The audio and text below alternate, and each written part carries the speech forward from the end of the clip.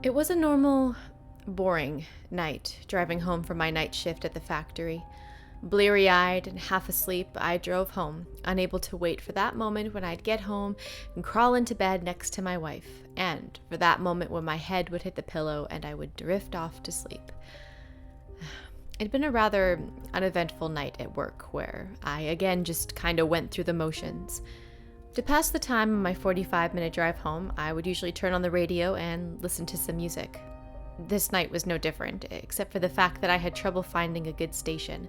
Oh, there were plenty of channels to listen to that usually played a vast array of music that I enjoyed, but they were seemingly all at commercial, selling life insurance, roofing services, and medication I didn't need. I was starting to lose hope, figuring that this may end up being a pretty silent ride home. Then, I came upon a rather peculiar AM radio station, AM 1060. Strange. I thought that in all my years of driving home late at night, perusing the radio for some tunes, I'd never come across this particular radio station, or even heard of it for that matter. It didn't start off being all that unusual. In fact, it started off with some pretty solid classic rock, Led Zeppelin to be exact. The station was kinda grainy, but not unbearably so. After Kashmir finished, a DJ who didn't identify himself brought on a guest to talk about several current events. Now, talk radio isn't really my first choice for radio programming, but whatever. I thought there really isn't much of anything else on, and after they're done talking, it'll be back to the rock, right? Well, this night would prove to be the first of many nights in which I had a strange encounter with AM 1060. After about 15 minutes of almost unengaging talk about politics, the broadcast was interrupted by a set of 3 short beeps, followed by a couple of seconds of static. Then, seemingly out of nowhere, a monotone voice began to read off names and dates. John Talfer, born November 14th, 1953. Date missing, January 9th, 1992. That was weird, I thought. What is the purpose of this? Joanne Wilkerson, born March 11th, 1937.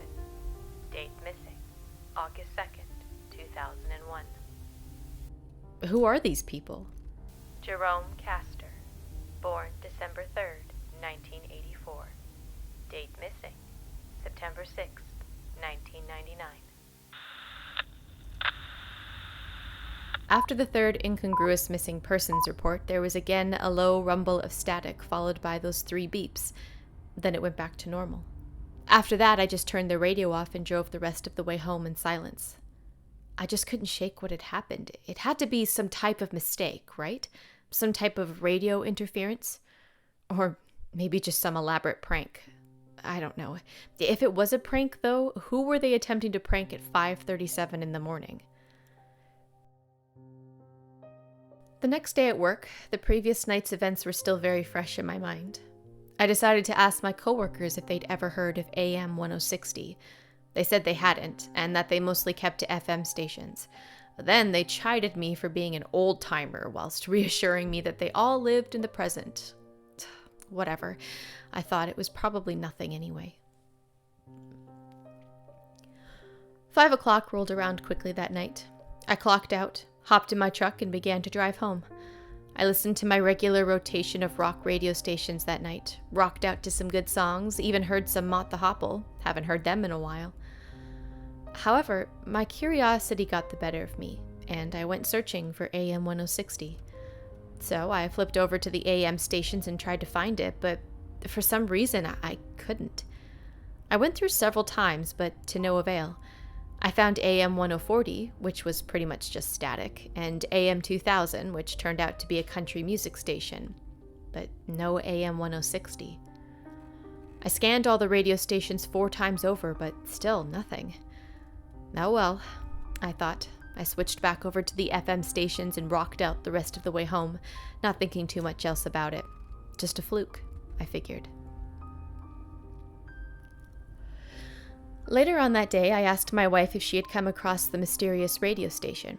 She just gave me a confused look, and understandably so, since in our 20-plus years of marriage, I'd never just asked her about an AM radio station out of the blue like that.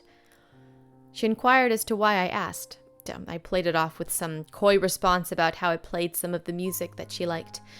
She shrugged it off and thanked me for the suggestion. It was about a week before I had my second encounter with AM 1060. Just like last time, I was driving home from work in the wee hours of the morning and searching for a radio station to listen to. I couldn't seem to find much of anything I wanted to listen to, so while sifting through radio stations, I stumbled upon it again, in the middle of its spiel. I heard the same nearly robotic voice rattling off names and dates. Armando Gonzalez, born July 18th, 1982. Date missing, April 23rd, 2013. Why were these being broadcast? Is it an effort to find these people? If so, don't we need a little bit more information than that? Van Davis, born February 4th, 1911. Date missing, October 13th, 1945. 1945? What are the odds that that person is even still alive? Is that person honestly still being searched for? Sophia Andishar, born January 1st, 1995. Date missing, January 1st, 2013. Interesting. Maria Devereaux Kane, born June 29th, 1963. Date missing, November 28th, 2007. Right after the last date was mentioned, the radio station crackled back into its regular broadcast.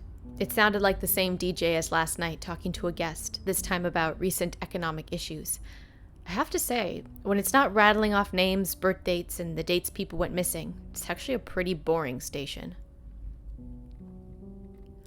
When I woke up from my after-work nap around 10 a.m., I decided to try out my amateur sleuthing skills. I went and got my wife's laptop, opened it up, and began Googling the names that I heard on the radio. First, I looked up AM 1060.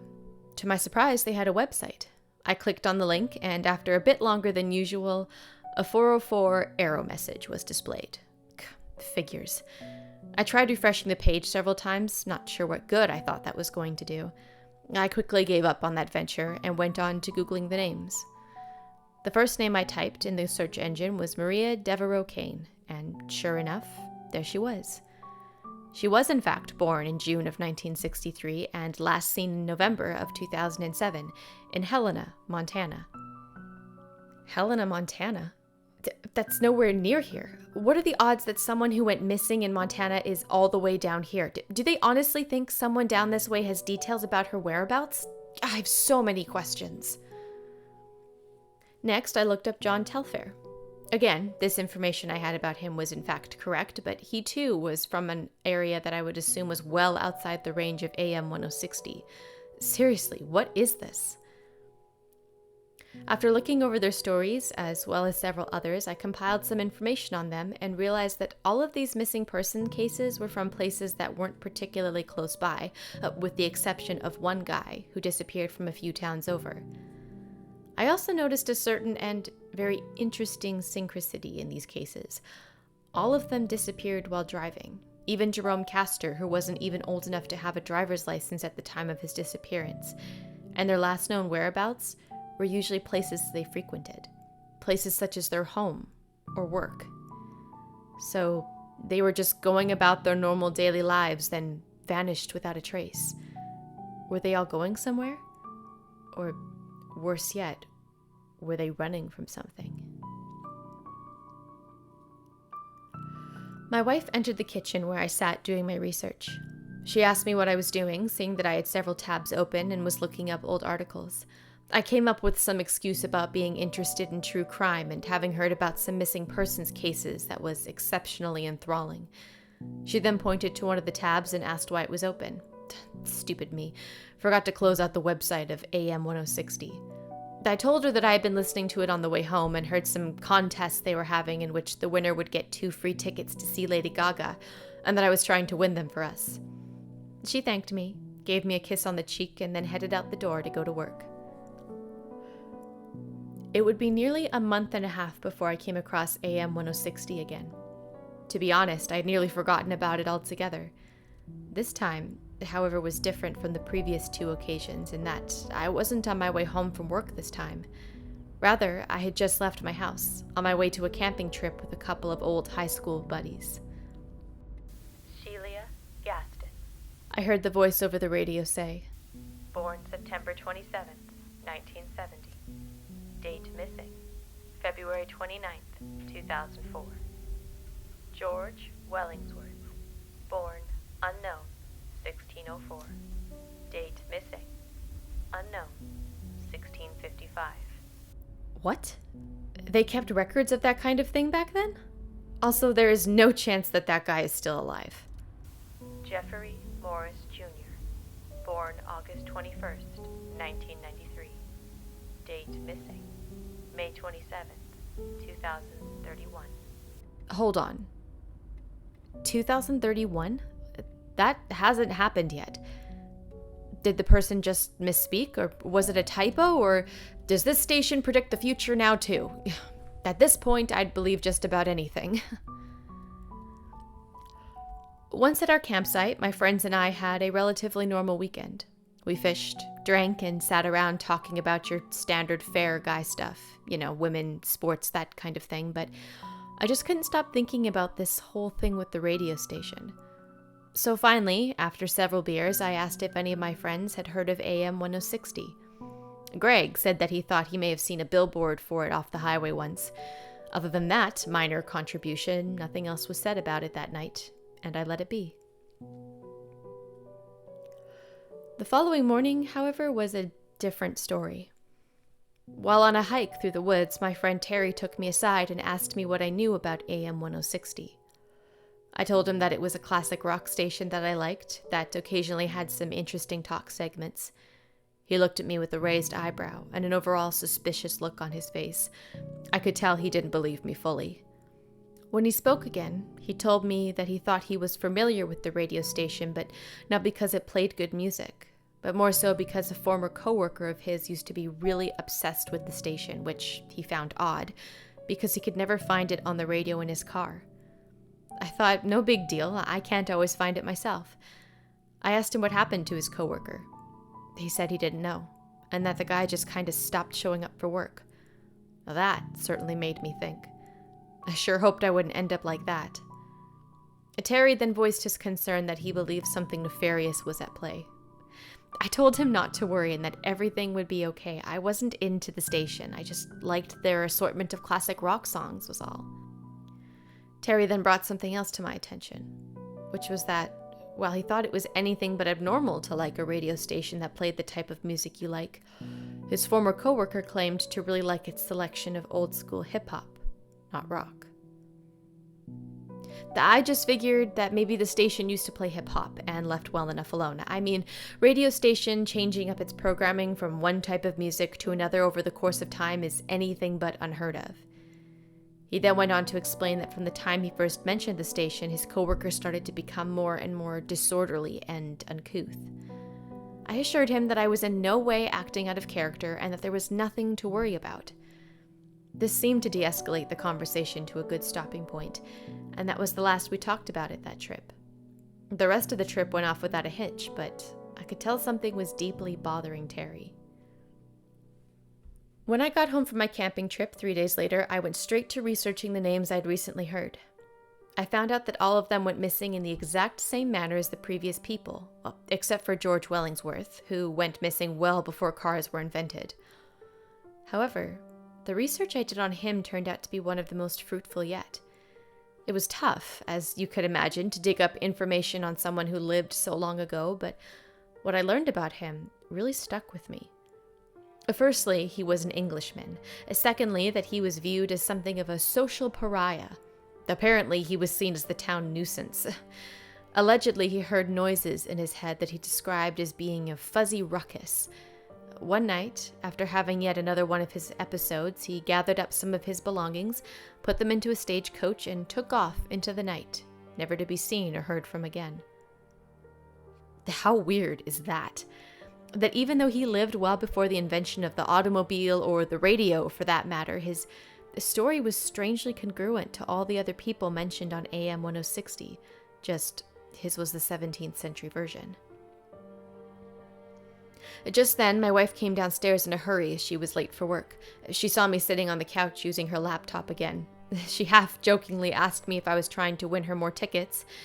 I sheepishly said that I was, having forgotten that that was the lie I was going with to explain my sudden and strange change of habits.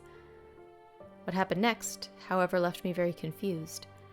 Right before she left, she told me she had listened to AM 1060 on her way home from work the previous day. Fearing the worst, I readied a cockamy explanation as to why all she heard was either static, talk radio, rock music, or, worse yet, missing persons reports. Before she said I was right, and that it did have a pretty good selection of pop and R&B music. That confused me further. I'd never heard any pop or R&B on that station. I get that the station is by nature rather anomalistic, but this threw me for a loop. Is the station different things to different people? The following night, I was driving home from work when I turned on the radio.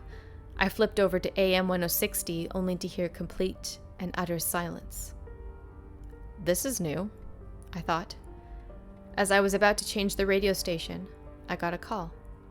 I answered the phone, and it was Terry. No idea why he was calling me this early, but whatever. We chatted for a couple of minutes, talking about this and that, when, almost as if he had telekinetic powers, he asked if I was currently listening to AM 1060. I lied and said that I wasn't, although there was nothing currently playing on that channel, so I guess it wasn't a total lie. He said he was just making sure, and laid his theory on me that the radio station was pure evil or something to that effect. I laughed because while I found the station intriguing at best and somewhat perturbing at worst, I doubt it was run by the devil. The topic quickly changed to that of work. Apparently another person from Terry's work quit that week. Right after telling me that, a sudden urge came over me. I asked him what the name of his coworker who had been enraptured by AM 1060 was. He said that his coworker went by the name Manny, but that his real name was Armando Gonzalez. I quickly found an excuse to end the call with Terry, spinning some story about pulling into a drive-thru to grab a bite to eat before I got home. I assured him that I would call him later, and we hung up. And almost like clockwork, the second I hung up, music began to fade in over the radio. This time started off innocently enough, beginning with a song, that song being My Favorite Waste of Time by Owen Paul. I chuckled to myself. How apropos, I thought, since this radio station truly had become something of my favorite waste of time these past couple of months. As the song petered out, static faded in, and then came the 3 beeps. Here we go again, I said aloud. Then came something I definitely was not expecting, something that made my blood run ice cold. James Egger, born April 10th, 1961. Date missing, August 17th, 2016. That's my name and birth date, and today is August 17th, 2016.